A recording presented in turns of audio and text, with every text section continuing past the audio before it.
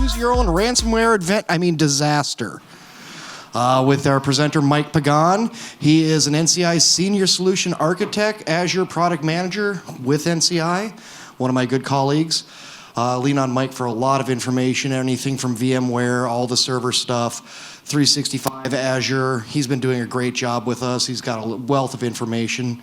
Today, we're going to do a choose your own adventure style ransomware incident. This is going to be interactive with y'all per table. If you've never done a security incident tabletop, now is your chance. You will be required. If you do have questions, raise your hand. I will come over with a microphone so that the people on the video can also hear your question. With that, I'm going to hand it over to Mike. Hello, everyone. Glad everybody's here. I didn't set this temperature for the room on sauna, but here we are. I walked in, I'm like, wow, it's hot in here. A little bit about me. I'm a senior solution architect at Network Center. I've been there for seems like forever. When computers had turbo buttons on them, I used to work on those. There's a picture of me and my family in front of a giant rock in Wyoming. A couple facts, I have a couple of kids, 2 cats and a tortoise. And it's interesting, if you've been to my presentation last year, along with certifications and all the stuff that I like to learn, I gave myself a reptile and amphibian merit badge because my son went to a merit badge university and came home needing to do some stuff, and he talked me into buying a tortoise. So now I own a tortoise and a $500 aquarium where the tortoise lives and all this kind of stuff. But this summer, we like to let him go outside, and he escaped. You'd be surprised how fast tortoises can go, about 20 feet in a minute. So he went walkabout in our neighborhood for a couple weeks, so I gave myself a search and rescue merit badge this year. So I'm advancing in my career, everyone. Look at that. So you probably can tell this is lighthearted. If it isn't fun, I don't want to do it. I'm going to crack some jokes. We're going to be chatting with each other on the tables. Each of these rectangular tables, there's 2 separate ones there. So participation is going to make this more fun and more engaging. So to be honest, I stole this presentation from Cisco. They did this in a security event, and I thought it was really engaging and lighthearted and fun. So I asked them if I could steal it, and they said yes. So here we are. But does anybody remember these books? Like some of us are old enough to remember what books are. And especially these types of books. And raise your hand if you did these and didn't cheat. Didn't cheat. All right, I believe you. But so what these are is you start reading a story, and you're walking in the wilderness and you see a cave. Do you go in or do you go down your trail? And you go down the cave, and other things can happen, and then you get eaten by a red dragon. Like, no, I didn't mean to do that. And you go back to the page where you were before. That's how I read them back in the day. So that's basically a tabletop exercise. So if you've doing incident response or any security things, tabletop exercises have probably come up, and that's what we're going to do. So what's going to happen is that we're going to go through a scenario. I'm going to read some things and what's happening, and we'll have 2 choices. There's not a lot of choices. In real life, you will have more choices. You will like your choices better than the choices that are on here. But to keep it simple and not make this thing go crazy long forever, that's what we have. On the tables, try to group up into kind of groups, chat with each other, and pretend that you are making a decision, because the idea is that based on table votes, we're going to choose what we end up deciding, what path we go down. Give a couple minutes to do that. Yeah, that's basically it. Like I said, there's going to be more choices in the real world. You're not going to like all these choices. I don't like all these choices, but that's what we have. So who has an incident security response plan right now? Nice. Who has done a tabletop exercise before? Cool. So you know what's going on. So if you haven't raised your hand, in either case, that's fine. The goal is to see that having a plan is important, and exercising that plan, going through thought exercises about what can happen on a semi-annual basis, if possible, helps sharpen your plan. So when something happens, there's no panic, you know what to do. It's just like running a fire drill. And audience participation is required. If everybody sits there and stares at me, it's going to be a long 40 minutes and 11 seconds. So, we're a global manufacturer, 2,000 employees, $100 million in annual revenue, based in Santa Catalina, I can never say this, Santa Catalina Island, California. We experienced a ransomware event less than a year ago and paid the ransom. These should be on the sheets if you want to go back and take a look at it. The CISO was fired after the last incident, and the position is currently open, not filled, and the CEO is currently backpacking through Europe. So senior IT leadership is not around.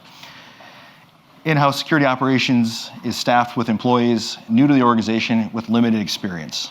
Staffing is hard. You hired anybody you could. About 300 servers, 225 workstations. It's the week of the Catalina Wine Mixer, which we sponsor. It started as a normal day. Things start to go sideways when our SOC analysts begin to see requests being made to a questionable domain. The analysis determines that the domain, while not known to be malicious, was only created a few hours ago and appears to be just a random set of characters. During the analysis, the number of requests made to this domain steadily increased, impacting approximately 1% of our user-based assets. The security team puts a block in place on that domain only to see requests being made to other unique domains. So that is the input. Here are our choices. Do we notify senior leadership? We don't have a CISO, and the CIO is backpacking in Europe. So we don't have anybody else to talk to. So senior leadership, that'd be like CFO, CEO, other suits.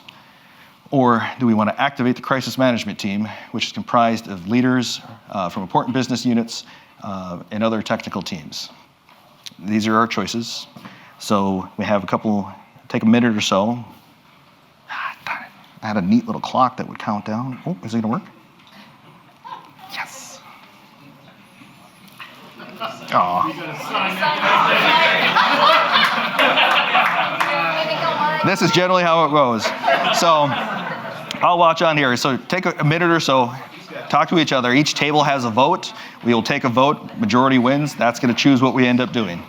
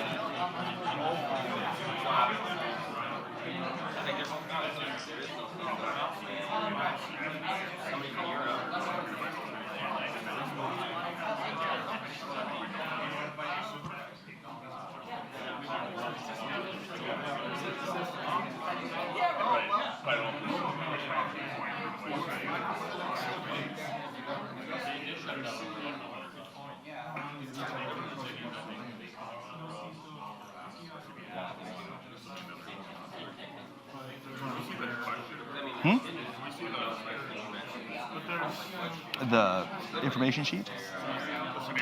Oh. Who prints stuff out? That? You want to see that? Okay.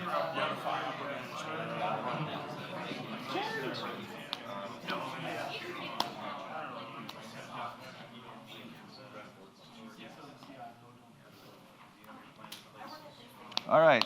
So I think everybody's had enough chance to make a choice. Somebody pick a representative for your table, because I can't count very well. Who wants to notify senior leadership? It's usually how it goes. So I assume everybody else wants to talk to the crisis management team, activate that? Okay. Why? Who wants to say why your table chose that? Because we figure if you notify senior leadership, the first thing they're going to do is turn around and say, what do we do to fix it? They're going to ask you the same question, so it's going to end up with the crisis management management team anyway. So Yeah, and generally the reason you have a crisis management team is it is a cross-functional group that knows about the business, knows about security, knows what they should be doing in these activities. Calling the CEO is probably not going to help. Hopefully he knows there's a crisis management team. They may not. Like the business owner may not know these things. So in most cases, I would choose the crisis management team. So let's do that. All right, this crisis management team takes over and decides to contact our security incident response team under retainer. The IR team implements a block rule for uncategorized and newly formed domains and isolates devices calling out to it, but it's too late. Machines are being encrypted. The CMT discusses shutting down the internet connection to prevent further encryption, but our company needs the connection to produce and ship product.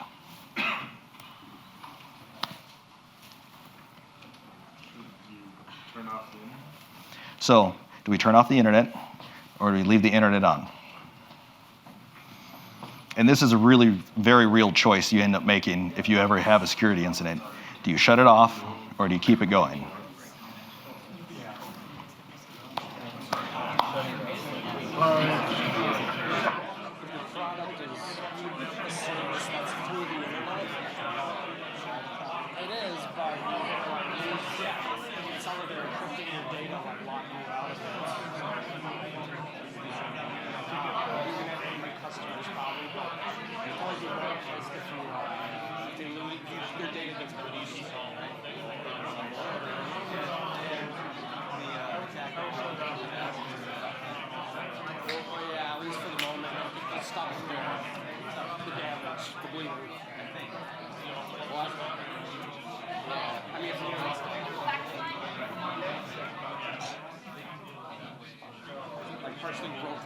Just like pop it back.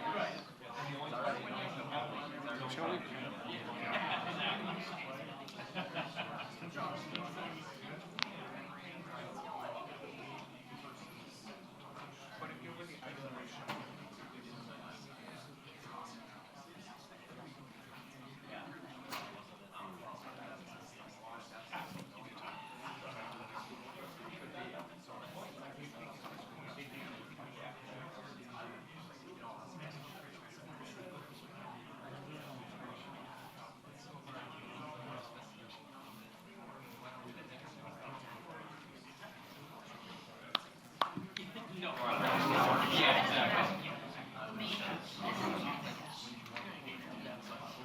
Okay, so it seems like everybody's kind of done with the initial part of the argument internally. So how do we want to vote? Are we going to shut the internet off or are we going to leave it on? Who says we shut off the internet? Who says leave it on? Man, you guys are just not dissenting at all. Like it's. No, we have a lot of dissension at our table. Okay. 50-50. So 50-50. So who said leave it on? Leave it on? Enrique and I did. So why did you want to leave it on? Because you can isolate all the clients that are encrypting and showing problems and still keep everybody else functioning rather than just blatantly shut the whole internet. Okay. So why does everybody want to shut the internet off? You don't know how far it's spread to other workstations. And it has to go to the internet to get the encryption. So in some cases, if you shut off the internet, the malware will detect that it loses access to the internet and it will act faster and act differently. That's some of the intelligence being put in some of these things. Now, like the drive-by ransomwares, and I'm not a hardcore security expert, it's just the stuff that I've read. Some stuff is drive-by, it's kind of brain dead, it's just like a worm crawling across the network, encrypting what it can see. But if you have attracted the attention of a nation state or a criminal organization, there's some brains put into the stuff that's out there. So while most people say yes, shutting off the internet is what I do, that's what I would do, is what I do in most cases. It isn't necessarily, it doesn't always end up being like the best activity to do. Like shutting that, like the machines that have been shown to be effective, isolating groups of machines, like cutting off the workstations from the servers, those kinds of things. If you know it's clean, leaving it on.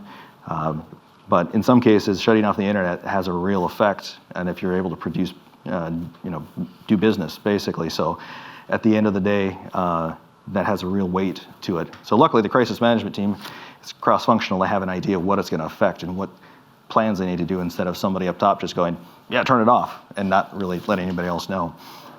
So in this scenario, is it a multi-site corporation, or is it more of a mom and pop? It is a multi-site organization.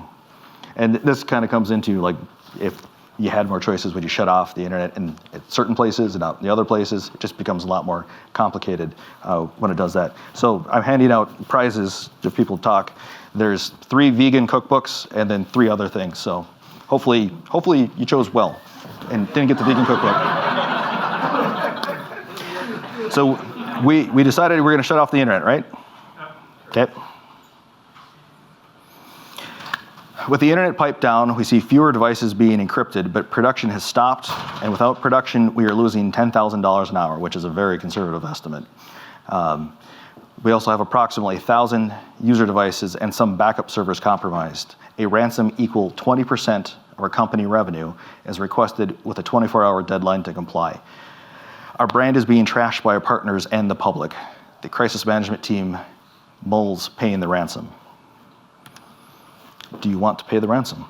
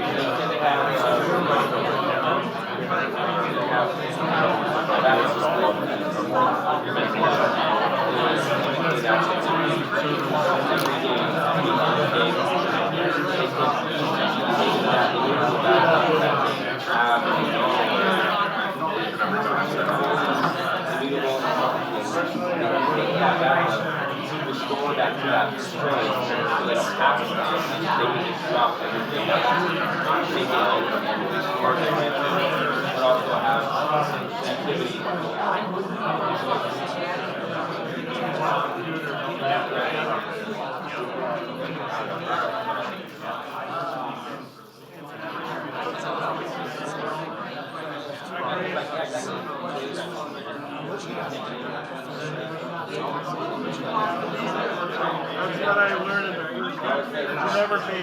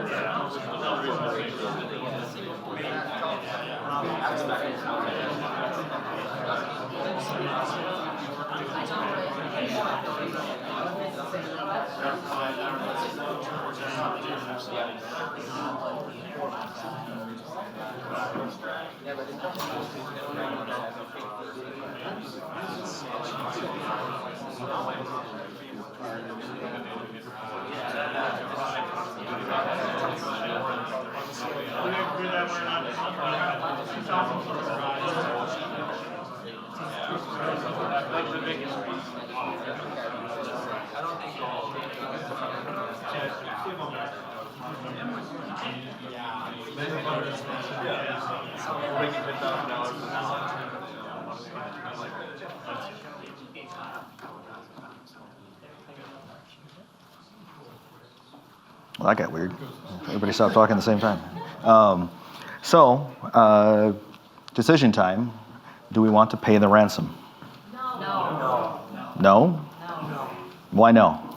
Because we might not get the data back, even if waived, and because the network center helped us put in an immutable backup.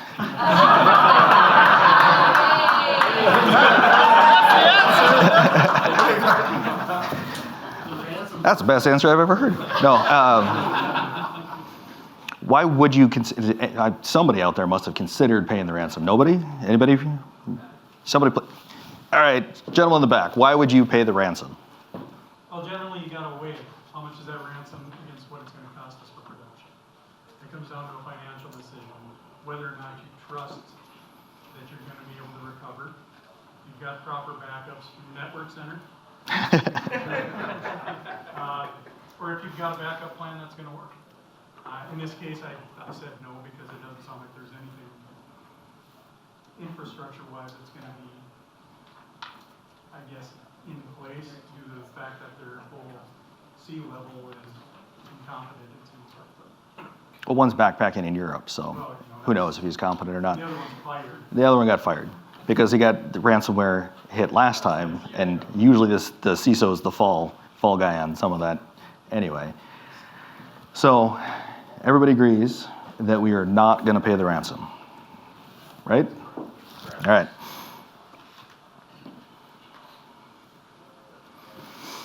The IRA team is eventually able to recover most sources of infection. Recovery is slow and only about 80% effective for servers and not effective for employee PCs, requiring a full reimage, 2,250 laptops or workstations. No ransom was paid. The attackers contact our customers of the data they're being exfiltrated and ransoming them for exclusion from the impending data dump. Business becomes bogged down handling customer complaints, and the second cyber incident becomes public knowledge. The company begins the road to recovery, but employee, customer, partner, and shareholder trust has been lost, and all the company has lost $30 million during the prolonged outage and recovery process. With the loss of revenue, the Catalina Y mixer continues, but is no longer the premier helicopter sales and leasing event that it once was. So this isn't actually the worst ending, but this one is pretty dire, pretty bad at the end of it. $30 million was $100 million of revenue. The second ransomware event in the last year, it's not good.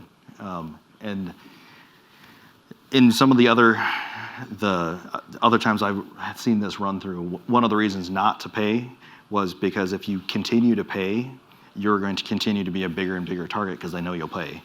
Or, well, you can keep paying until you run yourself out of business. So it's kind of a damned if you do, damned if you don't. Your point about there is no guarantee if you pay that you're going to get anything, because depending on the operation, the decryption keys may not work at all, or their software breaks too. These organizations are actually software companies. They run dev teams. They go into an office. They like the nation state, the criminal syndicates that are doing this. So they're usually, if you get hit by the good ones and pay, they will provide you tech support to help you decrypt your information, because it doesn't do them any good to be a bad seller, right? So if you paid, we're going to help you make sure. So next time they hit somebody else, somebody knows, okay, that I'm going to get my information back if I pay. It's a weird world we live in, but that's where we're at. So now part of the issue though is that even if you pay though, that third paragraph is going to, customer, employee, partner, and shareholder trust is going to still be lost even if you pay. That's a gone deal, and you're still going to lose revenue, probably at least half of that, not including what you paid ransomware. Because it's not like you're going to keep that hidden that you got hit a second time. That's going to become public knowledge. So, again, that's another argument for not paying the ransom. Yeah, you're going to take that hit, but you're going to take that hit whether you pay that ransom or not. You really are. Yeah, the really gross part of this, I think, is the fact that they'll exfiltrate data and use that data against your customers and then blackmail them to pay their information, because it could be customer information, it could be trade secrets or any of the rest of those things, PII. Like, that's the part, like, how efficient do you need to be? You already got a paycheck of $30 million, and now you're going to go ransom everyone else? It's a weird world. But, so, we've made it through, like I said, it's a very simple tabletop exercise. There's many more that you can get that are much more in-depth, that have a lot more branches all the way through. Are you happy with the results? Do you think that we did a good job? With the limited choices, I think so. It's not our $30 million at the end of the day. So we got that going for us. What's interesting on the other side of it, which I should modify so it's more 50-50 about which one people would choose. Senior management's involved. The internet gets turned off, and the CEO calls and yells at the SOC teams, turn the internet back on because they're losing too much money. So then the choice is, do you turn the internet off or on? Because the owner of the company, the CEO, is yelling at you, turn the internet on. What do you do at that point? The interesting part, in this scenario, that's a threat actor. So the threat actor calls, pretends to the CEO, tells you to turn the internet back on because they're monitoring communications. And with the deep fakes and everything that's out there with AI, if you don't think that's going to be way easier to do, it's easy now. It's going to be way easier going on. So that branch, I always want that branch to happen because I want everybody to see the look on everybody's face when they find out it's a threat actor and you just turn the internet back on. But nobody chooses that side. So outside of the limited choices we have, what could we have done differently? What do you think? Contacted the network center after the first breach. Yes. At some point, that becomes very expensive. You have to have, like an organization like ours, we can help with remediation, those types of things, but your team has to make the business decisions of, do you turn the internet off? Are you willing to lose $10,000 an hour to stay down? Hey, there's this type of activity, it's gonna cost data recovery of like physical hard drives. That's gonna be $20,000. Who makes that choice? You know, are you willing to be down for that long? Like, those are the types of things. Talking through that in your organization, have an idea of what you would choose to do instead of right in that moment, because in that moment you may make rash decisions. So having an idea of what your organization wants to do and might do, is thinking through it ahead of time, is a good idea. Next question, is it legal to pay a ransom?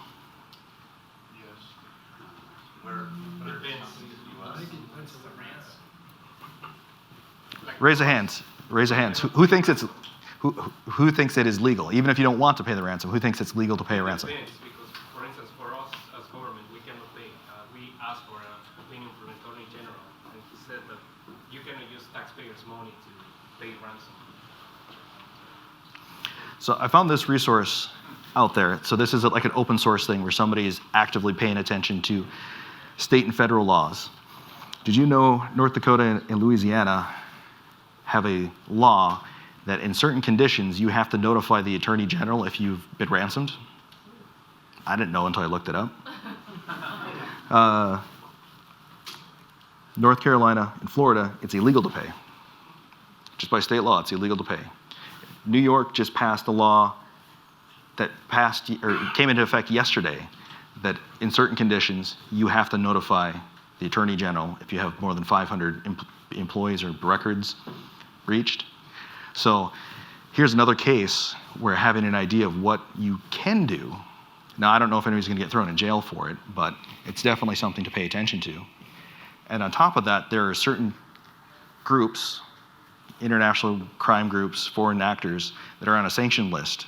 So by US federal law, it is illegal to pay sanctioned organizations. So, because you're funding terrorism or crime, so that's something else to pay attention to. And that's why it's important to have a plan, know who you can get sound advice from. Unfortunately, there are lawyers involved in all of these. Cybersecurity the last one I was in, there was 4 lawyers on the phone. And then a negotiation team and IT, like a whole bunch of other stuff. But lawyers are definitely involved because they'll help figure out what you can do. And if you're a multi-state company, which law do you have to follow? I don't know. So, what can we do to protect to plan ahead, to make these decisions easier and to better protect ourselves? Some of this is simple, but the basics are the things that help the most. It's easy to have a super fancy EDR, but if you don't start with the basics, like educating your employees. The employees are the ones who are going to click on the link or install, put the USB drive in their computer. They're the ones who are going to get phished and vished. Somebody's going to call them and convince them to do something. Somebody could pretend to be me and call your organization and get somebody on a computer. How do you know it's me? There's no video call. I'm kind of a shady dude. Like, I don't know. Understand your environment and your data.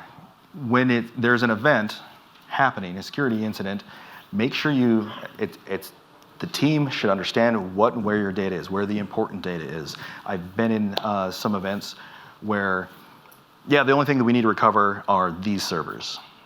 Recover those servers. Somebody forgot about the server over here that's used to do payroll or has a component of payroll. It may not have the payroll data on it, but this is where they share the spreadsheet that does something. Or this is where a subset of the company just stashes files because that's where they found a share to put information in. And it's all encrypted. Nobody was backing it up because nobody thought it was important. Okay, now we have to make different decisions about how to get the information back. Store your incident response plan, if you have one, off your network. If the server that stores the information response plan is encrypted, you can't get your incident response plan. If you print it, because I've worked with banks off and on, and they've always been on the forefront of these types of things, they'll print it, and the auditors will ask, when was the last time you updated it? Never, because it's usually about this thick, and it's stashed somewhere in some people's houses or in a desk somewhere. It hasn't been updated in 5 years. Funny story, the last one I was in a bank, they were going through scenarios, and they were like, well, what are you going to do if there's a pandemic? And we all looked around like, there'll never be a pandemic. That's never going to happen. Yeah, guess what? We had a pandemic. So the reason they ask those questions and you plan for those types of things because it can happen. Have a communications plan. This is important because if you're compromised, somebody bad is in your network, that means they probably are looking at your email, your chat messages, how you're communicating internally. Have an out-of-band communication method. Make new Gmail accounts. Use messenger pigeons. That's hard to hack. It's messenger pigeons. But okay, this happens. We're going to make new Gmail accounts. Now we're only going to communicate on these now personal devices. We're not going to use work devices. We're only going to call cell phones. Here's the list of authorized numbers, so you can stop a fake CEO from calling in and telling you to turn the internet back on. Because there's been plenty of stories that bad actors were literally reading the messages and go, yeah, we can't pay $20 million, but we can pay 17. Well, they know exactly what you're going to pay now, and they're going to push you to do different things because they're paying attention. They're already in your network. Know your cybersecurity insurance and law enforcement contacts. You probably all have cybersecurity insurance. Who is your agent or who is your contact? Probably call them and have some conversations with them, know how to get a hold of them. Because like if the number Googling, especially your internet's down, it's really hard to find and if you get in a call tree and you're trying to find your agent or find the point of contact, knowing that contact, just like knowing 911 or having the numbers on the fridge, that's important. And law enforcement contacts. In larger organizations, will actually reach out to the FBI or city and county contacts so they have an idea. There's a communication path so they know who to contact in the event and have there's a sharing of information. The first phone time you talk to somebody, hopefully, isn't when there's an incident. Cybersecurity retainers are becoming kind of a big deal because cybersecurity insurance companies, you don't get to just pick who you work with. Insurance is what it is. They want to vet to make sure you're not choosing Bob's Computer Shack to do your IR response. So they partner with IR firms that they know what's going on. Because if you choose somebody outside of their list, they may not cover that labor, and it can be a significant amount of labor. So at least know who your IR allowed companies are, and consider having an IR team on retainer, because you'll probably be first in line when you call in. They know some things about your network. They know who on your team should contact. That can reduce how long these types of incidents can take. Consider having somebody do a risk assessment. Mike with Red Siege was here. They do offensive security. They will literally break into your network and see if they can connect to a bunch of different things, do a fake ransomware type event. That's an offensive security thing, but even just looking through your policies, like who can connect, look, you don't have MFA, like all these different types of things. Do a risk assessment, go, okay, here's where you're weak, and then start making a plan to shore those different type of scenarios up. So technology, work on following good security guidelines. CISA, Computer Internet Security Agency, I always mess up these acronyms, CIS, NIST, they all have, they produce, they sell really long, boring frameworks that talk about different security principles and policies to have, but they're a very good start to look at and find security practices, because it's not just installing antivirus or having a firewall anymore. Isolating your networks and your workstations from your printers, you can do those types of things. It makes sense for your environment. You know, building off of frameworks help with that, because like the NIST framework, they have this big diagram, and in that diagram is a communication plan, internal and external. So our fake company here, there's one thing to talk internally about what's going on, make sure your employees know, because they're going to talk. They don't know what's going on. In this thing, that'll be the second time that they've been ransomwared. And then externally, because you need to be able to talk to if you go offline and you don't tell your partners and your customers why you're offline, what are you going to share? How do you make sure that you control the message that's going out there so you don't lose credibility with your customers? Implement multi-factor authentication. This one should be easy. Sign into 365, VPNs for sure, servers, cybersecurity, insurance, checklist had multi-factor authentication on it. So if you have most of them, it was just a thing. You checked the box, you said you had it, then you could get quoted. These types of requirements are going to continue and become more strict, because insurance companies don't want to pay these out. And I've read some things that we may not be able to get cybersecurity insurance at some point, just like you can't get flood insurance in really flood-prone areas, or hurricane insurance in certain areas. So private companies may just exit this line of business because it's too expensive. They're paying like $30 million. It would be what they would have shucked out for insurance claim. Simple things. Update your systems, your firewalls, anything that connects to the internet. Try to keep it up to date. Your servers, your workstations. Filter internet egress traffic. It's easy to say, I'm only going to allow certain ports in. You may not allow anything in. Control what goes out. Most workstations only need HTTP, HTTPS going out. A workstation should be using internal DNS, doesn't need to use external DNS. Workstations typically don't need to FTP, any SSH outbound. If you start controlling what goes out, that starts to slow down infections inside, because they lose some access to command and control resources outside on the internet. Monitor vulnerability lists. So CISA, there's a number of different ones, allow you to curtail a list. Say you have Cisco or Fortinet firewalls, you can get a list, an RSS feed, something like that, where you can stop the fire hose, but you can get alerts for Fortinet products or Cisco products. So if there's a vulnerability out there and it's a 9.1 CSS score and it's actively being attacked in the world, and that's your firewall, knowing about it ahead of time and prioritizing patching that thing, even if you have to patch during the day, is a good idea. Because if it is open, if it is easy to find, if you just look at traffic on the internet, there's just stuff sprayed out. They find the thing, and then a bot just starts attacking it. Follow the 3-2-1-1-0 backup strategy. So for a long time, Veeam has pushed 3-2-1. 3 copies of your data on 2 different hardware devices, one of which is offsite. So the extra one is one of which is immutable, and the other one is 0 failed backups. So that one's hard because stuff happens in backup jobs, servers rebooting, things like that. But the immutability part is a big deal, and it's built into a lot of backup platforms now. Veeam is one of them. Adding some cloud resources, using an old server, some backup storage. You can create an immutable backup location. So bad actors actively in your system, they're gonna go find your backup storage. And if they can get access to the RAID array, they don't need to delete it or encrypt it. They're just gonna delete your RAID array. So the only way to get anything back out of it is pack it all up and ship it to OnTrack.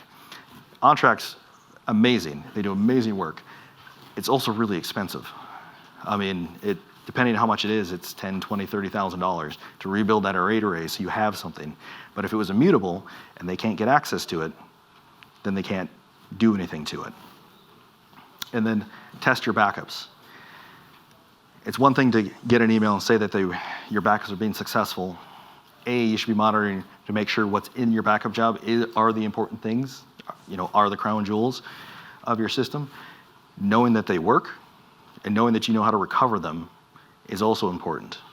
And it's easy to say, well, yeah, sure, I can walk through the wizard and do this kind of thing, but you may not be there. It may be your coworker. Like, have they done that?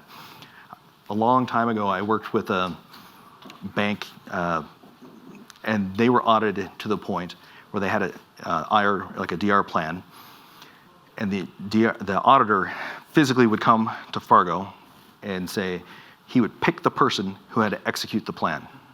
And he always picked the junior.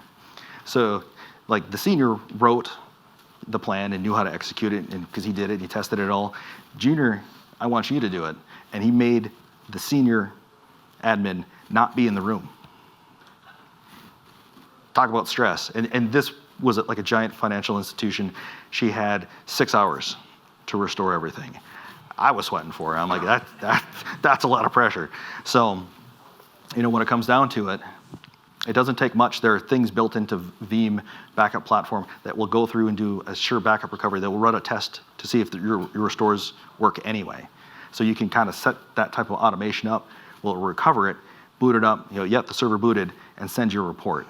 Now, it's not you getting into it and validating everything, but half the battle is getting the virtual machine restored and getting it to boot into Windows. When you have that, at least you know that your restore is viable.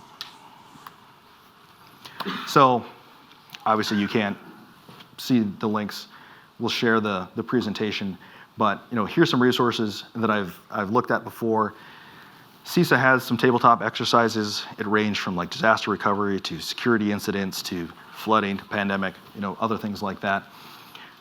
Incident reporting system. If you have an incident and you're the type of organization, government, healthcare, you may be required to have that. That'd be a good thing to bookmark and know how to fill that out and find that. So here's the talk about sanctions. It was written in a bunch of lawyerese. I'm not a lawyer. I won't say I understand that. But the whole page on the Treasury.gov's website about not giving money to sanctioned groups, which can be bad actors, hackers, nation states. Crime statutes, that was a list that kind of talked about if you have an event, do you have to report? FR Secure has an incident. If you don't have an incident response plan, there's a template they give you. There's no paywall. Click it, download it, put your name on the top of it, cut out add the parts that you like. Same with the ransomware response playbook. So as you build out your security plans, there are a bunch of free resources out there. Just like this presentation, if you see something good, steal it.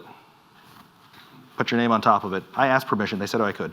But there isn't any reason, nobody has to be a hero and handwrite all this stuff. Do what works for you and make it as complicated or simple as your company can deal with. It doesn't have to be lawyerese. And then at the bottom was is it legal to pay.com? That was that map. So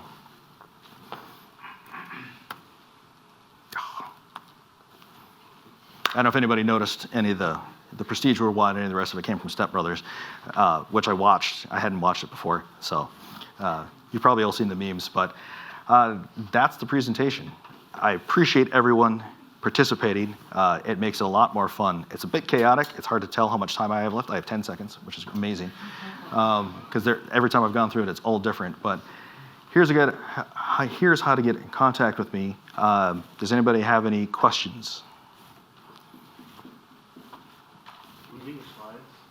Yes, I'll make sure we get the slides. Also, I owe you one. Any other questions for Mike? If you have a question, get a book. It could be a vegan cookbook. I don't know. Okay. Question. Yeah. So, with ransomware, like, is the company, or if you want to call them a company that is attempting to, or already kind of breached the system, is it able to track them down to then do legal action to, because is it illegal for them? Obviously, it's illegal for them to do that, right? And is there a way to trace them back to prevent it from happening in the future? Yes, but it's really hard because they hide in countries that are friendly to those activities. Think Russia, Iran, Ukraine, Iran, China, North Korea. Like, they know where to hide, and they operate. They probably pay a stipend to the government not to get harassed. Now, if they go to a country that isn't as friendly to that, there have been groups that have been shut down, like Interpol. International agencies like the U.S. government can't kick down doors and do it. They have to go through like Interpol or someone else to go find them. But some of the groups do get shut down. But it's hard to find them because that's their whole business, is to spray and pray. Some of these things happen, and they didn't actively do anything. It's just kind of a drive-by. Somebody clicks on something, it happens. There's an account. If you pay them, they go, oh, look, I got paid. Some of them are actively working on getting in your environment and stealing your information. Those are the ones that we really want to shut down. But this happens so often that the government agencies are really strapped at trying to find it. So they pay attention to healthcare, government, industrial, OT, so any stoplights, water treatment plants, those types of things. One of our customers got a call from the FBI because they noticed some activity to or from their network that looked like a bad actor. So the FBI is doing what it can. It's monitoring traffic, but in some cases, the FBI has actually done things. Exchange had a really bad vulnerability, and for certain organizations, healthcare, the FBI actually used the vulnerability to get connected and patch it for them, and then told them it patched it. Because they're like, if they don't, they're not going to do anything with it. And it's like hospitals or government agencies or counties and things like that, because everybody's strapped for help. It's hard to pay attention to, and keep up with all this kind of stuff. So it's, I hate to say it's a losing battle, but the idea is to make it your environment difficult and annoying, so they go on to someone else as much as possible. Well, it's like that old saying, it's like, you don't have to be the fastest guy. If you're being chased by the bear, you're just not going to be the slowest guy being chased. I just have to be faster than you, yeah. Yep. Mike, we have one more question over here. Yep. The requirement in North Dakota about being ransomed, is there a size, employee count, dollar amount? Or is it just Like I said, it's all legalese, and I have a tough time with that. What I understand, if it affected more than 250 North Dakotans, then you have to tell the Attorney General.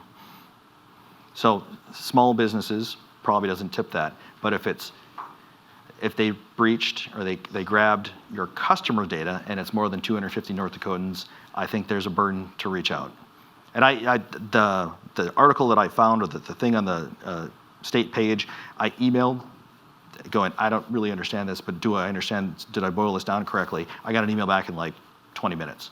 So I think they're actively willing to help. So if you have any questions, I would ask. That article that you're talking about is not only about ransomware, it's about personal identified information in general. It has 11 pieces of information that if you lose any of those, you have to notify the Attorney General.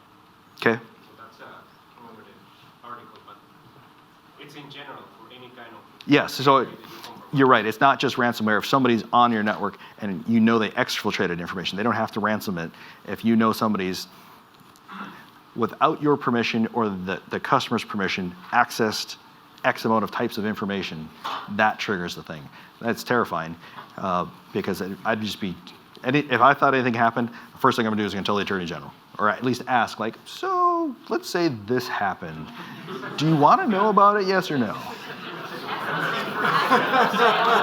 I don't know. And that's why if you have and that's why you have cybersecurity insurance. And if you have an event, lawyers are on the phone. They will tell you what you should and should not be saying. Any other questions?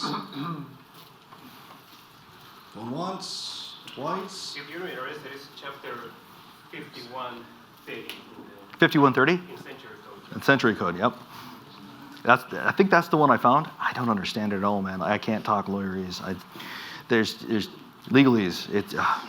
It's the same thing, and it's just like it's too thick, and that's part of my stress with a lot of these rules that are being made. I don't know how to interpret them, so it's likely that I'm going to interpret them incorrectly. I kind of wish somebody could boil it down into simple things like At less than $500 an hour. less than $500 an hour would be great. So I appreciate everybody coming.